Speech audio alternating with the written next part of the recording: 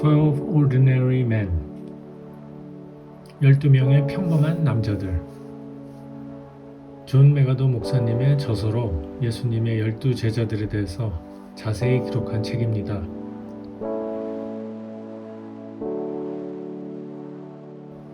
예수님의 공생애는 3년 반으로 알려져 있습니다. 그리고 그 공생애의 반 정도 지나고 나서 예수님은 12명의 사도를 임명하십니다. 즉 이들을 제대로 훈련할 기간이 18개월 약간 넘게 남은 것이었습니다. 임명하실 때 예수님은 종교 지도자들을 다 배제시키셨습니다. 그리고 신학과는 전혀 상관없는 어부들, 한 명의 세리, 그리고 나머지도 다 평범한 사람들이었습니다. 12명의 숫자의 의미는 그때 타락해 있던 유대인들을 향한 질책에서 비롯되었다고 합니다. 즉 구약의 이스라엘인 12지파를 지배할 새로운 12대표를 뽑으신 거죠. 내 아버지께서 나라를 내게 맡긴 것 같이 나도 너희에게 맡겨 너희로 내 나라에 있어 내 상에서 먹고 마시며 또는 보좌에 앉아 이스라엘 12지파를 다스리게 하려 하노라. 그런데 이 12명의 이름이 항상 헷갈립니다.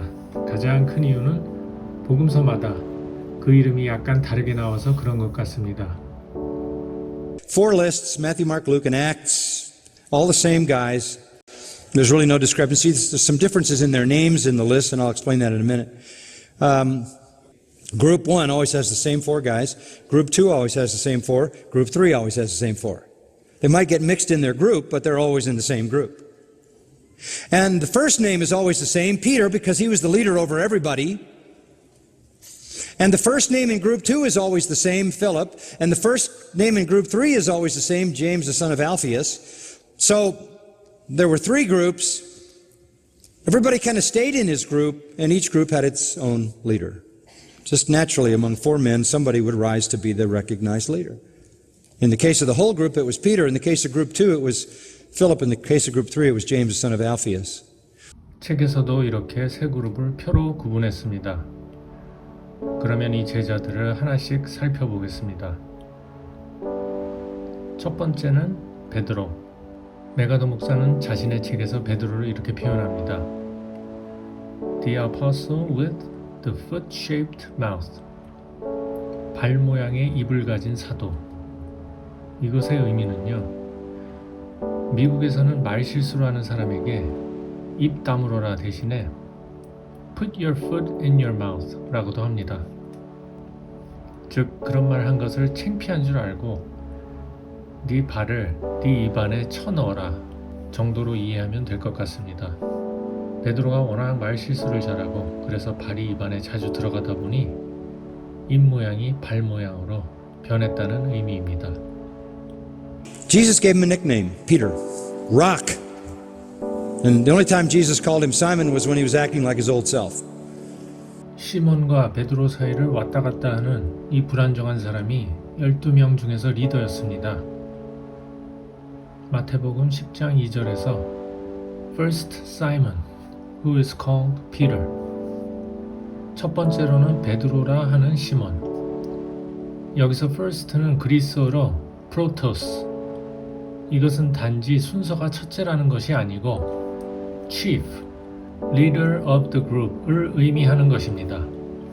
워낙 외향적이고 두드러진 성격의 소유자이다 보니 주님께서 이 특징을 살리기 위해 리더로 뽑으신 듯합니다.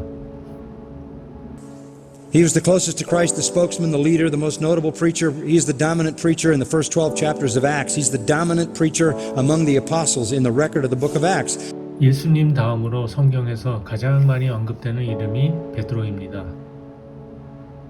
베드로만큼 말 많이 하는 사람도 없고 주님이 그 누구보다도 베드로에게 더 말씀을 많이 하셨습니다.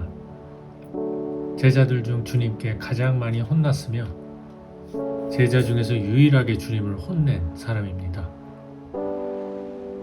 베드로가 예수를 붙들고 항변하여 이르되 주여 그리 마옵소서 이 일이 결코 주께 미치지 아니하리이다. 베드로의 성격을 보면 호기심이 많았습니다. 그래서 다른 모든 제자들 합한 것보다 질문을 더 많이 했습니다. 또한 에너지, 저돌성 등이 있었습니다. 그래서 예수님을 잡으러 온 사람 중 한 명의 귀를 자르기까지 했죠. 그리고 참여도가 매우 높았습니다. 항상 사건 중심에 있었고 결국 물 위를 걷게 되는 경험을 하게 됩니다. 전반적으로 보면 일단 저지르고 보는 성격이었죠. 그리고 주님은 이런 베드로의 성격을 서서히 다듬으셨습니다. 순종하는 법과 자기 절제를 가르치셨고 겸손과 사랑을 보여주셨습니다. 제자들의 발을 직접 씻으면서 그 본보기를 보여주셨죠. 여기서 베드로는 몸까지 씻어달라고 하면서 역시 자신이 베드로임을 잘 나타냈었고요. 그리고 주님은 이런 베드로를 사탄이 밀 까부르듯 하게 허락하신 것입니다. 결국 베드로는 주님을 3번 부인하는 엄청난 실수를 저지릅니다. 그러나 주님은 그런 베드로를 다시 회복시키셨습니다. 그리고 만용이 아닌 진정한 용기를 가르치셨습니다.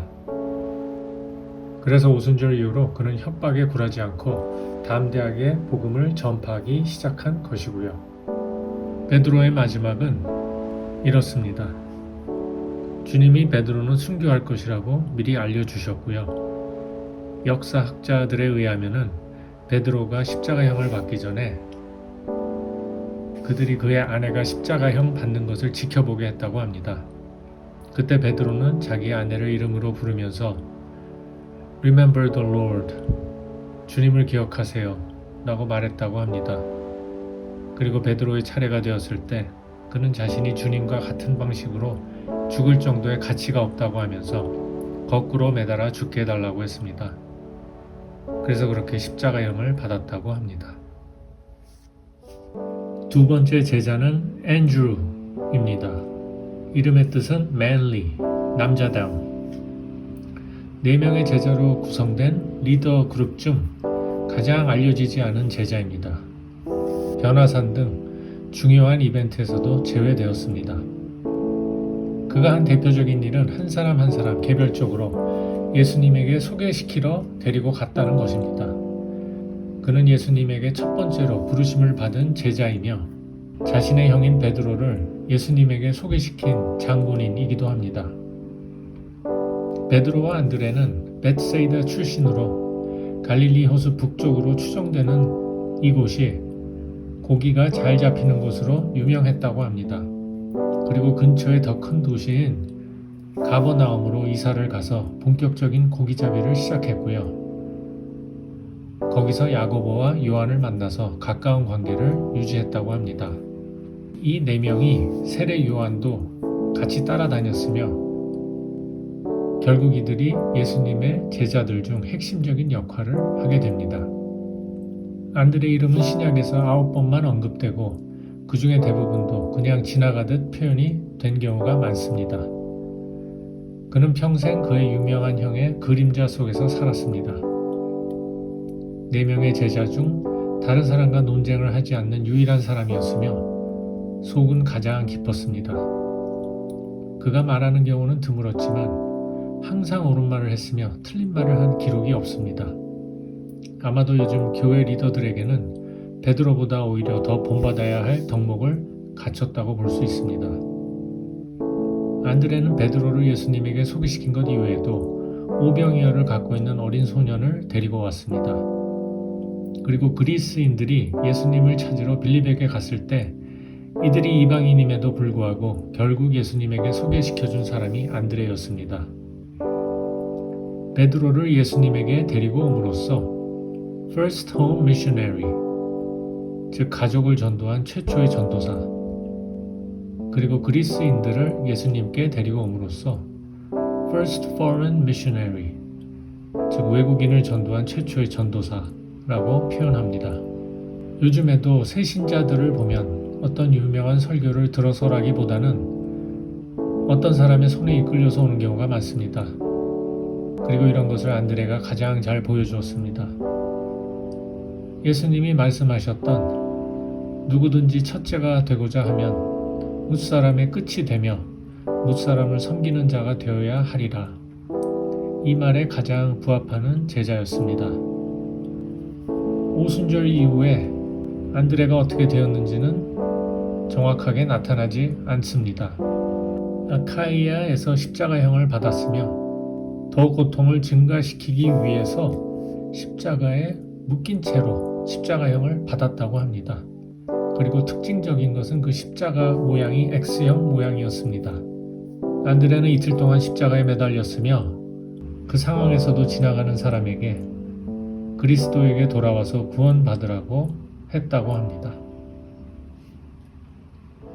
세 번째 사도는 제임스, 야고보. 존 메가더 목사님은 The Apostle of Passion, 열정적인 사도라고 표현합니다. 가장 덜 알려진 사도 중 하나이며 그에 대한 자세한 술기는 거의 없습니다. 그에 대한 단독적인 기록이 나오는 때가 그가 순교할 당시밖에 없고 야고보가 이렇게 덜 다뤄지는 것은 약간 아이러니합니다. 왜냐하면 그가 요한보다도 형이었고 그와 요한의 가족이 베드로와 안드레의 가족보다 더 알려져 있었기 때문입니다. 특히 그의 아버지가 유명했던 것 같습니다. Their father is Zebedee. Now, we don't know anything about Zebedee except a half a dozen times in the New Testament they're identified as the sons of Zebedee. Now, if they keep mentioning this guy, he must have been a significant guy. We don't have any history of Zebedee, but the fact that he is so often mentioned means that he must have been a man of some importance. When you get toward John 18, toward the end of the ministry of Jesus, you get into the time of his arrest and trial and all that. It tells us that John, the son of Zebedee, was known to the high priest. Well, how would a humble fisherman from Galilee be known to the high priest? Well, maybe it was Zebedee that had the connection. Maybe Zebedee was an important guy and had some connections with the high priest. Who knows? Hey, maybe it was Zebedee's fish that the high priest preferred. Who knows? But anyway, what happened was Peter wanted access to the courtyard during the trial of Christ, and John was able to get him that access because of his connection. So Zebedee must perhaps have been a guy with some connections. That's all we know. 야고보는 제자들 중에서 맨 앞자리를 차지한 적은 없었으나 단 한 번 있었는데 그것이 바로 순교할 당시였습니다. 마가복음과 사도행전에서는 12사도 중에 베드로 다음으로 두 번째로 기록된 것을 보면 아마도 강한 리더임에 틀림없었고 영향력은 베드로 다음이었다고 보기에 충분합니다.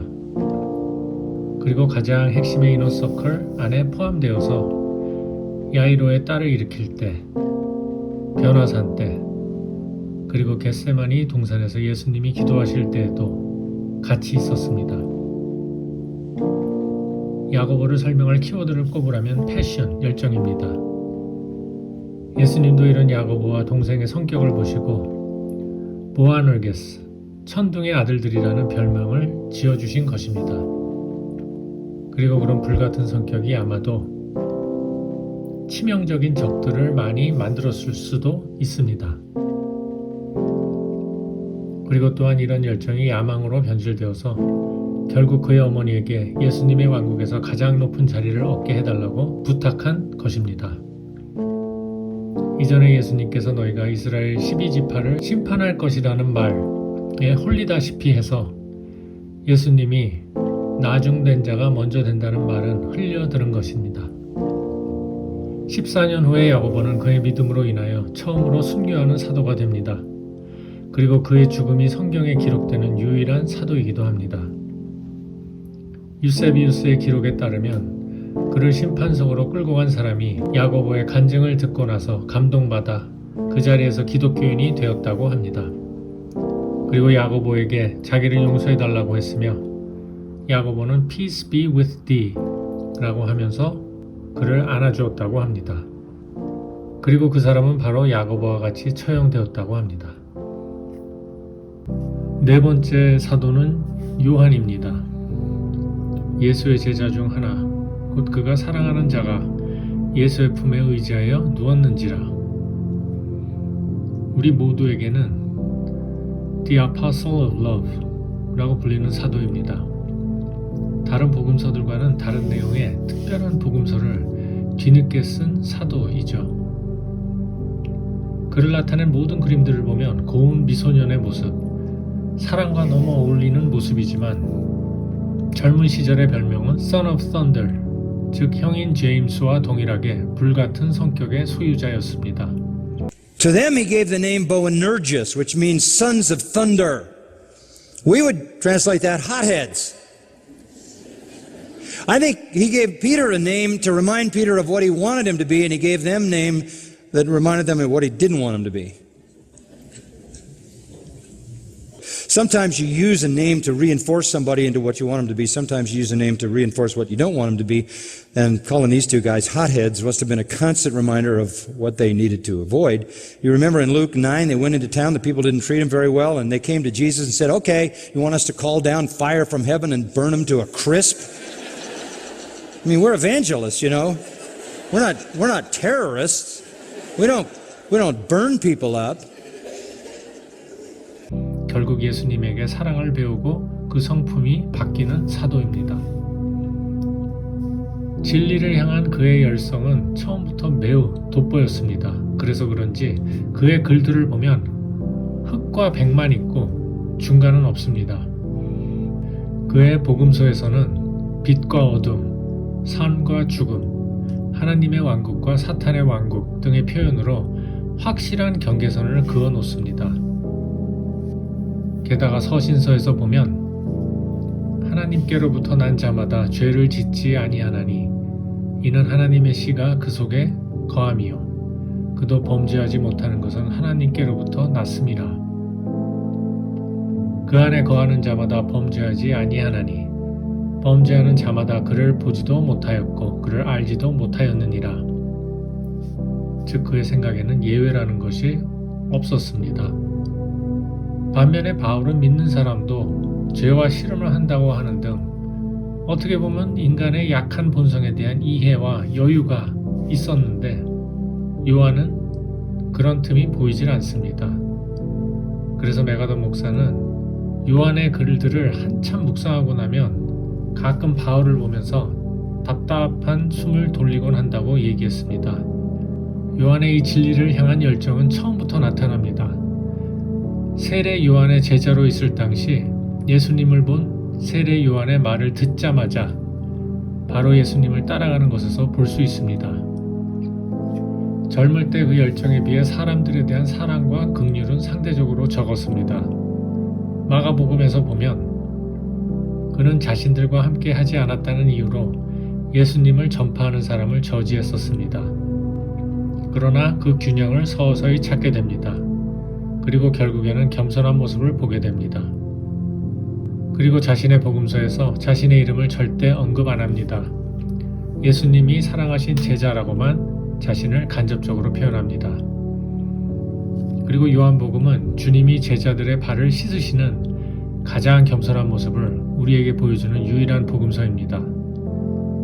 그만큼 요한에게 이 겸손이라는 마음가짐이 자신의 큰 부위를 차지하게 된 것이라고 볼 수 있겠습니다.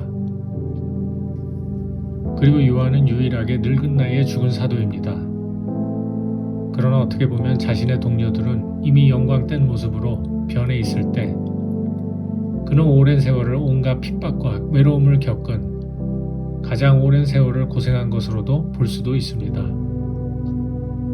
존 메가더 목사가 직접 밤모섬에 가서 그가 유배를 당했던 동굴로 추정되는 곳을 갔었는데 늙은 나이에 얼마나 고생했을까 생각했다고 합니다.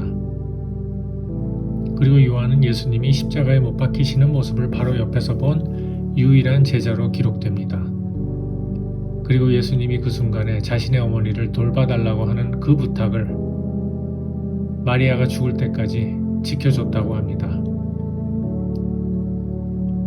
진리라는 단어를 통틀어서 45회 사용한 요한은 사랑이라는 단어를 80회 이상 사용했습니다. 그리고 그가 나이 들어서 죽기 전까지 항상 입에 달고 있었던 말이 내 자녀들아 서로 사랑하라 였습니다. 12제자 중에서 5번째로 나오는 이름은 빌립입니다. 2번째 그룹의 리더이고 필립이란 이름은 그리스 이름으로 Lover of Horses, 말들을 사랑하는 사람이라는 뜻입니다. 빌립의 유대 이름은 알려지지 않았습니다. 이 역시 벳세이다 출신이고 빌립, 나다나엘, 도마 이 세 명도 갈릴리 어부였을 확률이 높습니다. 예수님이 이렇게 서로 안면이 있는 사람들로 구성한 이유가 어쩌면 서로 잘 지내기 위해서 그랬을 수도 있다고 생각합니다. 예수님이 직접 찾아서 불러서 나를 따르라고 한 첫 제자입니다. 그리고 그는 바로 친구인 나다나엘에게 가서 선지자들이 얘기한 메시아를 찾았다고 합니다. 아마도 나다나엘과 같이 그는 구약에 대한 지식 및 메시아에 대한 갈망이 있었던 것 같습니다. 빌립은 전형적인 process person, 즉 매뉴얼대로 움직이는 사람이었습니다. 그래서 사도를 관리하는 사람, the bean counter, 콩 세는 사람, 다른 말로 하면 회계를 맡은 사람, 한마디로 음식과 물품 등을 구하고 분배하는 총책임자였습니다. 그래서 예수님이 5,000명에게 줄 음식에 대한 질문을 하셨을 때 재빠르게 상황을 파악하고 나서 각 사람으로 조금씩 받게 할지라도 200데나리온의 떡이 부족하리이다 라고 대답한 것입니다. 그런데 여기서 예수님은 그의 믿음을 시험하신 건데 그의 답은 불가능하다 였습니다. 항상 계산적이고 프로토콜을 따르는 그로서는 어쩌면 당연한 반응일 수도 있습니다. 그래서 그리스인들이 빌립을 찾았을 때에도 아마 그리스 이름인 빌립을 보고 더욱 그를 찾은 것 같습니다. 빌립은 이 이방인들을 과연 예수님이 만나실까 하는 많은 망설임 끝에 자기가 직접 데리고 가지 않고 일단 안드레에게 데리고 간 것입니다. 이렇게 항상 돌다리도 두들겨보는 빌립은 나중에 예수님에게 아버지를 보여달라고 하는 말실수를 하고 맙니다. 그러나 이렇게 부족하고 소심한 빌립을 예수님은 선택하셨고 그 또한 복음을 담대하게 전하게 됩니다. 그리고 그는 나중에 소아시아에 위치한 헬리오폴리스란 곳에서 돌에 맞아 순교하였다고 합니다. 그리고 그가 죽기 이전에 수많은 사람들이 그의 가르침으로 인해 그리스도를 받아들였다고 합니다. 여섯 번째는 빌립의 베프인 나다나엘입니다. 이름의 의미는 God has given, 하나님이 주신. 요한복음 2회에서는 바돌로메로 불립니다. 즉 히브리어로 돌로메의 바, 아들이죠. 예수님이 첫 이적을 나타내신 갈릴리 가나 마을 출신입니다. 빌립이 자기에게 찾아와서 메시아를 발견했다고 했을 때 그의 대답은 나사렛에서 무슨 선한 것이 날 수 있느냐 였습니다. 나사렛이 그 정도로 아주 열악한 동네였음을 알 수 있지만 가나 역시 만만치 않은 곳이었습니다. 그러나 정말 놀라운 것은 예수님이 그를 보자마자 하신 말씀입니다. 보라, 이는 참으로 이스라엘 사람이라 그 속에 간사한 것이 없도다. 예수님께서 처음부터 이런 평가를 받은 사람이 있었을까요? 그는 아마도 마음속 깊이 진실됨이 많았던 사람임에 틀림없습니다. 그리고 평소에 집 앞에 무화과나무 아래서 구약 공부를 많이 했었고요. 예수님이 빌립이 너를 부르기 전에 내가 무화과나무 아래에 있을 때에 보았노라 하고 말씀하신 것은 평소에도 그런 모습을 보인 나다나엘을 전지하신 눈으로 이미 알고 계셨다는 것입니다.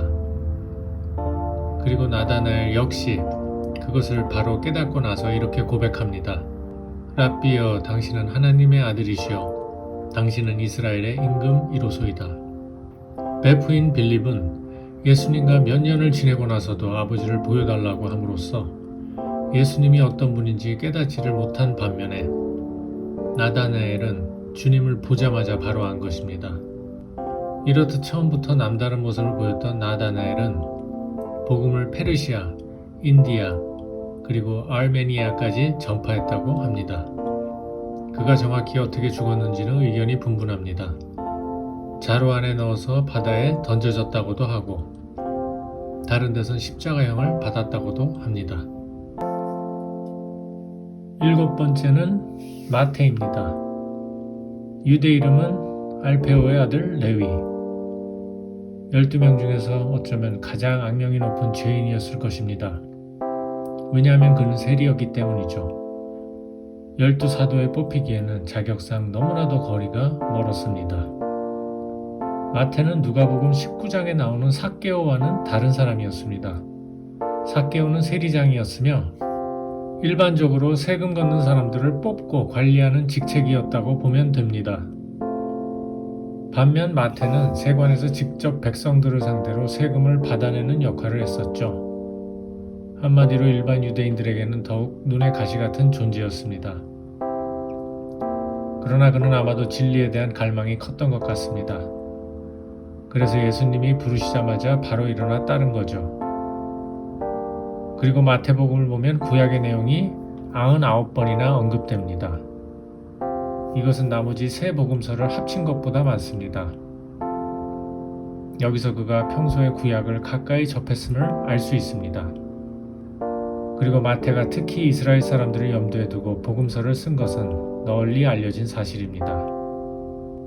마태가 어떻게 순교한지는 정확하게 알려지지 않았으나 아마도 화형을 당한 것으로 추정됩니다. 8번째, 도마입니다. 디두모, 쌍둥이라고도 하는 도마. 아마도 쌍둥이 형제가 있었던 것 같습니다. 그리고 The Pessimist, 염세주의자라고도 불리며 의심 많은 도마라고도 불리웁니다. 그에 대한 자세한 내용은 요한복음에서만 다뤄졌습니다. 어쨌든 항상 최악의 상황을 염려한 스타일입니다. 나사로가 죽었을 때 예수님이 그쪽으로 가려던 것을 모든 제자들이 걱정했습니다. 왜냐하면 그때 유대인들이 예수님의 목숨을 노리고 있었기 때문입니다. 그러나 예수님이 가자고 하셨을 때 도마는 우리도 주와 함께 죽으러 가자 라고 얘기하면서 그의 비관적인 면을 한 번 더 보여주면서 또한 동시에 그의 용기와 충성심을 보여줬습니다. 그리고 예수님이 다시 부활하시고 제자들에게 나타나셨을 때 도마는 그 자리에 없었습니다. 아마도 그 비관적인 성격 때문에 혼자서 헤매고 다녔을 수도 있습니다.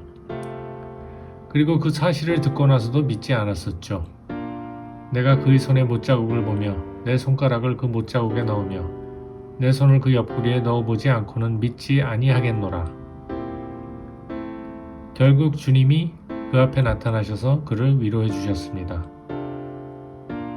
도마는 복음을 인도까지 전했다고 알려져 있습니다. 그리고 그는 창에 찔려서 순교한 것으로 추정되고 있습니다. 주님의 옆구리에 창 자국을 만진 그이기에 더욱 이 사실이 와 닿았습니다. 9번째로는 James the Less, 작은 야고보, 알페오의 아들. 여기서 작은 레스의 그리스어는 마이크로스로 말 그대로 작다는 의미이고 아마도 키가 작았던 듯 싶습니다. 그의 아버지인 알페오에 대해서는 알려진 바가 없고 어머니 이름이 마리아인데 예수님이 십자가에 못 박히실 때 그 자리에 있었고 예수님의 시신을 준비하기 위해서도 있었습니다. 이 작은 야고보는 결국 복음을 시리아와 페르시아에 전파한 것으로 알려졌습니다. 역시 순교하였고 기록마다 십자가형 돌에 또는 매맞아 죽었다는 등 확실하진 않습니다. 10번째는 열심당원 시몬입니다. He is called Simon the Cananaean, and some people think that means the Canaanite. It doesn't. It's from the Hebrew word kana, which means to be zealous. He was a zealot, a radical, a political radical determined to overthrow the Romans, and some of those radicals were called Sicarii.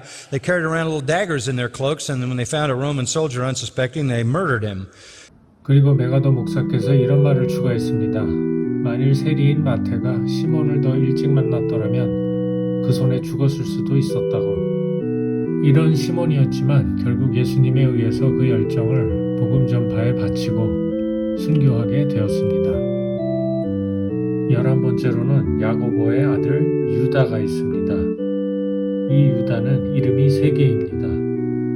Judas from Judah, great noble name, even though it was ignoble in the case of Judas Iscariot. Judas, son of James, is his official name in Luke 6:16 and Acts 1:13. He is even referred to in John 14:22 as Judas not Iscariot. Not Iscariot. But he's also called Thaddeus and Lebbeus. Those are nicknames. Thaddeus means mama's boy. Really, not a high, noble name to follow you into adulthood. You got to shake that one at some point. And Lebbeus, he's also called Lebbeus, means heart child, which would be another way to call him mama's boy. 전통적으로 다데오, 유다의 상징은 몽둥이입니다. 믿음으로 인해서 몽둥이로 맞아서 순교당해서 그렇다고 합니다. 마지막으로는 가룟 유다입니다. Judas the traitor, 배신자로 많이 표현되죠. 12사도 중에서 유일하게 갈릴리 출신이 아닙니다. 그러므로 나머지 사람들에게 자신의 본질을 속이기 더 쉬웠을 것 같습니다. 결국 나머지 사람들의 믿음을 얻어서 돈꾀까지 맞게 됩니다. 물론 예수님은 유다가 배신할 것이라는 것을 알고 계셨습니다. 이미 태초부터 그것마저 하나님의 계획 안에 있었던 것입니다. 내가 신뢰하여 내 떡을 나눠 먹던 나의 가까운 친구도 나를 대적하여 그의 발꿈치를 들었나이다. 내가 곧 그 은 30개를 여호와의 전에서 토기장이에게 던지고. Greatest story of opportunity ever, right? 3 years, 24/7 with Jesus, and you do what he did? Can hell be hotter for anybody than it is for him? The massive forfeiture of privilege and extreme eternal punishment for rejection. 가룟 유다를 보면 두 가지를 알 수 있습니다. 첫 번째로는 인간이 예수님과 가까이 오랫동안 지내면서도 계속 악에 머물 수 있다는 것입니다. 두 번째로는 아무리 인간이 약하고 하나님을 향해서 반역을 저질러도 결국 하나님의 크신 계획을 넘어뜨릴 수 없다는 것입니다. 유다는 결국 죄책감을 이기지 못하고 스스로 목을 매달아 죽었습니다. 그런데 사도행전에서는 후에 몸이 곤두박질하여 배가 터져 창자가 다 흘러나온지라 라고 표현했습니다. 유대인들의 내려온 전설에 의하면 유다가 목을 맨 곳으로 추정되는 나무가 있는데 그 아래에는 뾰족한 바위들이 있다고 합니다. 아마도 목매고 죽고 나서 그 시체가 바위 위로 떨어진 것으로 추정됩니다. 예수님의 이 말씀이 가룟 유다의 삶을 가장 잘 요약하는 것 같습니다. 그 사람은 차라리 나지 아니하였더라면 자기에게 좋을 뻔하였느니라. No backup plan, no backup crew, and a risky strategy, wouldn't you say? But these men are not the explanation for the advance of the gospel. They were available and they were empowered, and the gospel went over the whole world and continues to do so as a legacy to their faithfulness. Our Lord uses ordinary, weak, failing, ignorant saints. Guess why? The only kind there are. Welcome to the group.